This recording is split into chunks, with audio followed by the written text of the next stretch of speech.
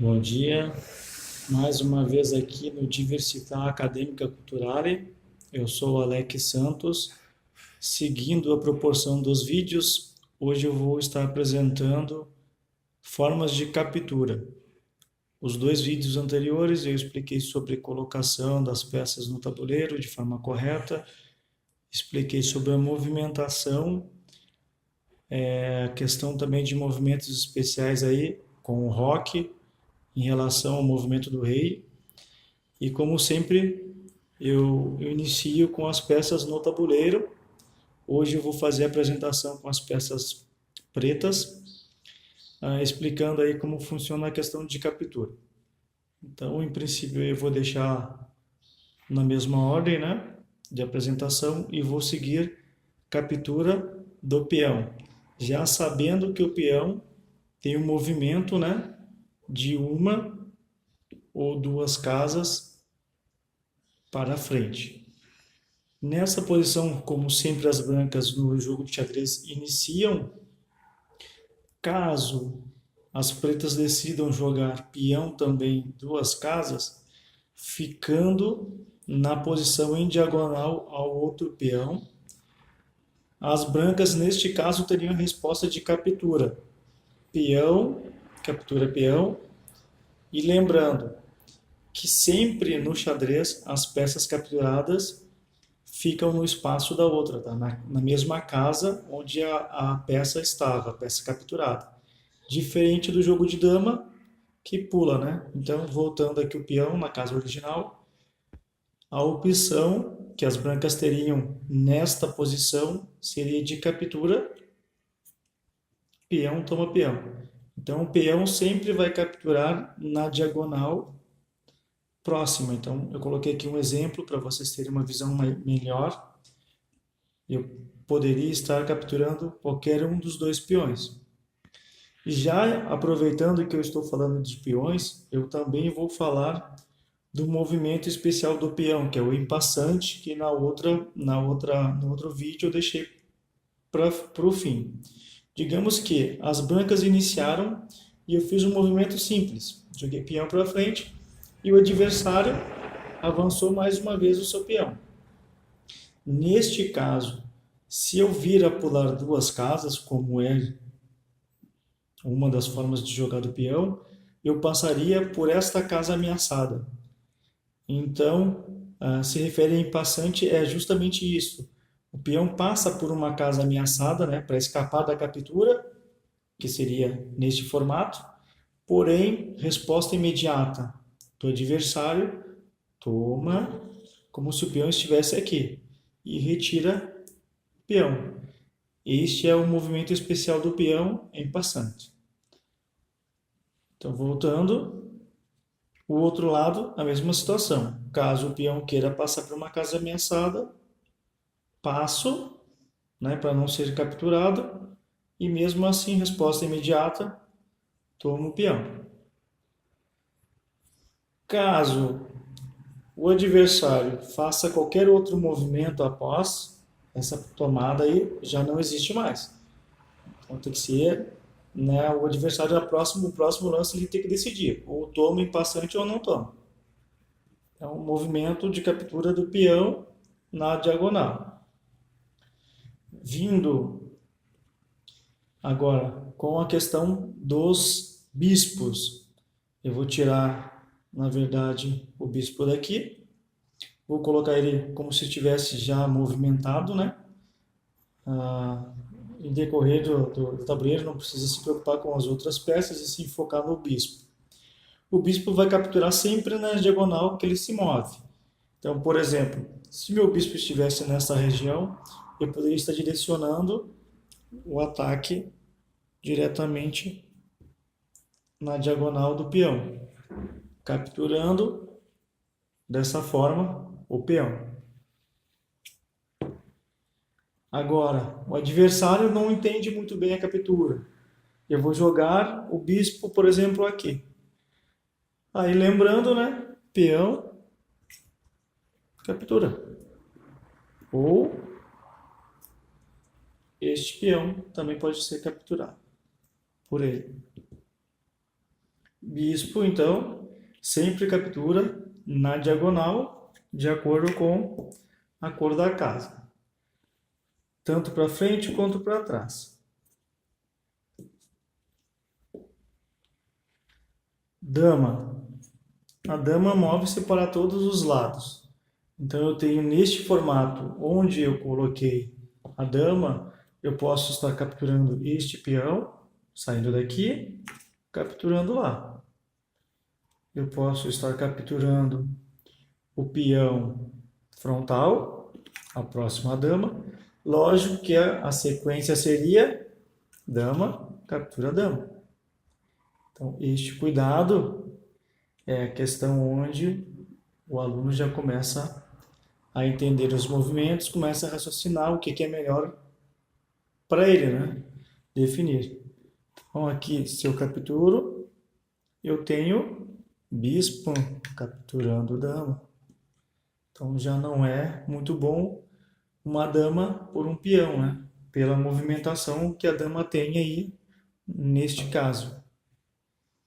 Então, captura da dama nos movimentos onde ela se tem mais, que seria de uma forma mais correta para explicar, a movimentação da dama para todos os lados captura nas direções que ela está atacando. Se eu tivesse uma peça, por exemplo, aqui, eu poderia estar capturando. Ok? Então já fomos com bispo, já fomos com dama, com peões, o rei. O rei, ele captura em todas as direções uma casa, não se pondo em xeque, da mesma maneira. Onde, por exemplo, se eu tivesse um peão aqui, acabei de dar xeque ao rei, o rei poderia tomar saindo do xeque. Agora, se a posição fosse essa e eu jogasse com o peão atacando o rei já não poderia tomar, porque peão defende peão e coloca novamente o rei em xeque. Nesta posição eu poderia jogar o rei para frente, saindo do xeque, ou para o lado. Lembrando que peão move-se para frente e captura somente nas diagonais. Isso é uma dúvida muito frequente dos alunos, achar que pode tomar de peão para frente. Tá? Então, já para o pessoal que está assistindo aí o vídeo do Diversità Acadêmica Culturale, entender de forma fácil. E rei captura todas as peças, tá, pessoal? Menos rei captura rei. Jamais vai acontecer no tabuleiro de xadrez rei capturando rei. Sempre vão manter uma casa entre eles de diferença. Jamais vai ter rei capturando rei. Certo? Isso é uma dúvida também frequente, onde o rei pode estar na diagonal, sempre uma casa, de lateral, mas jamais nesta posição. No jogo de xadrez não existirá rei com rei. Então, rei captura bispo, captura torre, captura cavalo, captura dama, desde que não esteja protegido a peça. Torre captura de acordo com seu movimento, né, em linha reta, ou também, né, neste caso, horizontal, quantas casas estiverem aí disponível. Eu não posso, por exemplo, ter um peão entre a peça que eu pretendo atacar, porque a torre não pode pular. Então, o meu limite sempre vai ser minhas peças.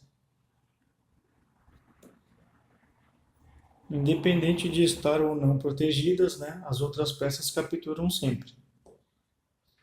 Cavalo, como eu expliquei, o que é a melhor forma de estar vendo aí? Sempre contando 1, 2 para o lado. Então, digamos que eu tenha as peças neste formato aqui. Somente analisem, tá, pessoal? As peças que eu tirei, porque eu sempre mantenho a ordem do tabuleiro e tiro as peças para mover. Não é que elas se movam assim, tá? Então, a única peça que pula as outras é o cavalo, tá? Então aqui é só a nível de explicação. Por exemplo, eu estou com o meu cavalo nesta posição. Eu direciono sempre, né, a contagem 1, 2 para o lado. Então eu poderia capturar na última casa onde o cavalo faz o L. Lembrando que eu parti do cavalo desta posição. Então, o meu L, né, para vocês terem uma ideia de imagem. Agora, eu partindo da mesma casa, eu posso estar direcionando também 1, 2 para o lado. Então, neste caso, capturaria na última casa o cavalo. Voltando, mais um outro exemplo para os iniciantes aí aprenderem. 1, 2 para o lado. Então, nesse formato, tem o L partindo dessa casa. Na última, mesmo que tivesse a minha peça aqui, a contagem é a mesma, pulei. Ou a peça do adversário, já que o cavalo é o único que pula as outras peças. E o último exemplo do cavalo. 1, 2 para o lado. Tem uma captura de cavalo. Sempre na última casa. Depois disso, desfoquei aqui. Depois disso, já sabendo o formato da colocação, sabendo os movimentos de cada peça, sabendo como as peças são capturadas. Qual a ideia principal do xadrez? Que é onde praticamente todas as pessoas que começam a jogar xadrez ou que querem aprender a jogar xadrez têm de maior dificuldade. É entender o objetivo do jogo. Então, assim, no momento que entende o objetivo do jogo, a pessoa vai com essas linhas de informações que ela possui, né, movimentação, colocação de peças, as regras básicas para iniciar. O interessante é o objetivo. Então, o objetivo do jogo é o checkmate. Como funciona o checkmate? O cheque é um ataque ao rei, onde o rei tem as possibilidades de fuga, de sair do ataque, seria mais correto, de 3 maneiras. Então eu vou explicar para vocês aí as 3 maneiras e vou explicar também o checkmate. Só que agora dessa vez eu vou tirar as peças do tabuleiro, eu vou deixar somente rei e dama, que é para ser um pouco mais objetivo, tá? Aí o pessoal vai entender um pouco mais fácil. Então, eu vou tirar as peças daqui, só de um lado, não precisa ser tão...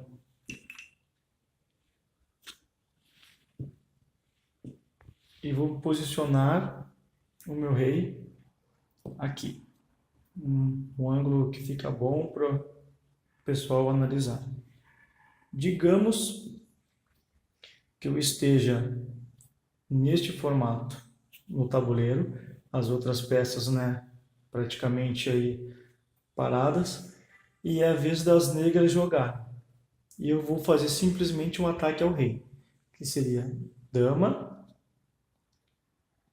na casa B6, B6. Então, o pessoal já que sabe a anotação aí, vai entender de forma mais fácil. Quem não entende, tem a condição de aprender um pouquinho mais aí.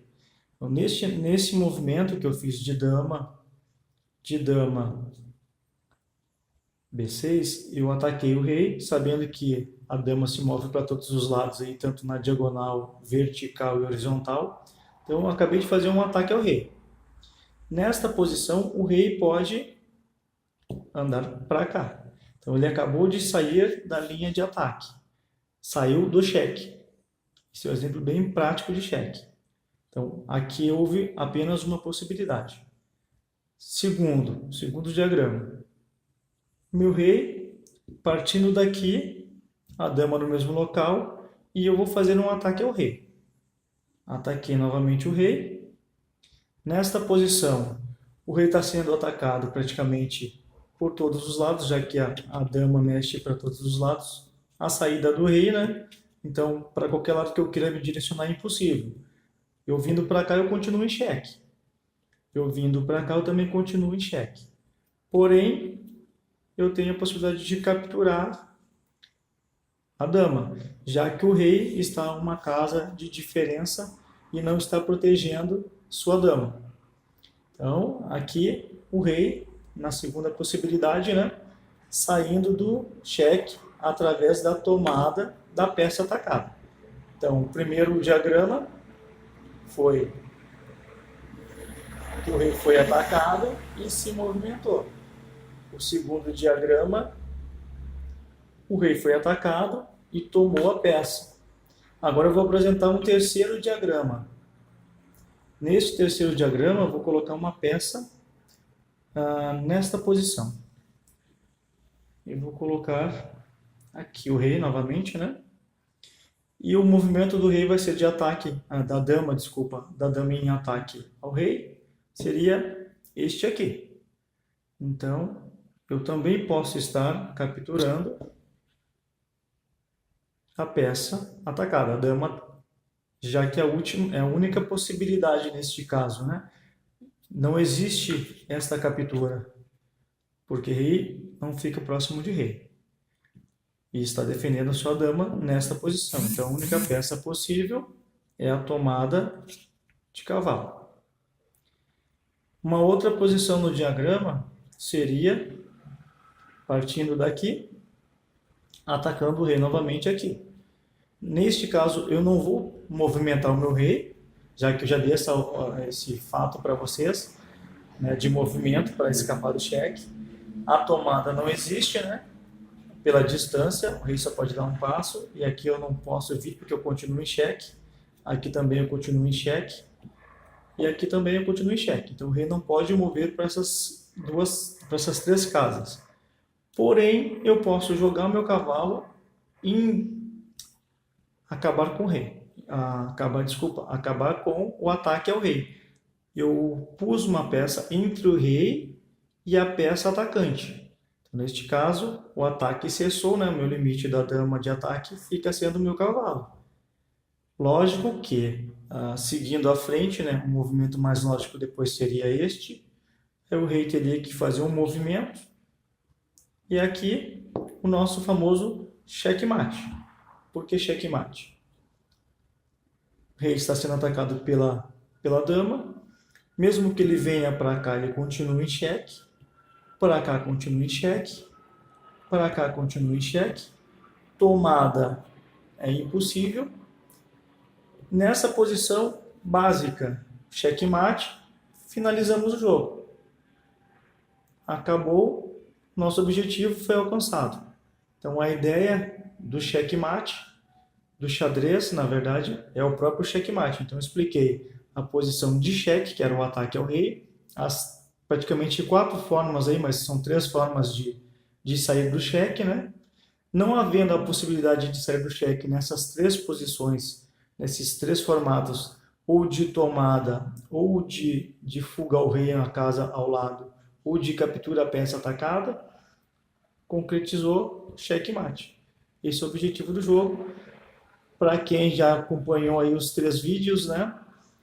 Praticamente já tem a possibilidade de vir jogar um pouco, né? Começar a jogar xadrez, e aí vai evoluindo, vai estudar alguns materiais, vai ter aula com os professores. Aqui no Universidade Acadêmica Cultural nós temos um espaço específico para aulas, específico para treinos. Estamos aí montando, ampliando, na verdade, o nosso acervo, né, didático de livros, certo? Meu nome é Alex Santos. O nosso espaço aqui está aberto no momento das 19 até as 22 horas, de segunda a sexta, aos sábados das 18 às 22, domingo das 10 horas até as 22 horas. Para quem tem o interesse de aprender e ter aulas, as escolas estão convidadas a trazerem seus alunos com agendamento prévio. Então, basicamente, aí basta ligar para o telefone, que é o WhatsApp, 51, Rio Grande do Sul, 9930 60720. Volto a recordar, Diversità Acadêmica Culturale. Meu nome é Alex Santos, responsável pelo local.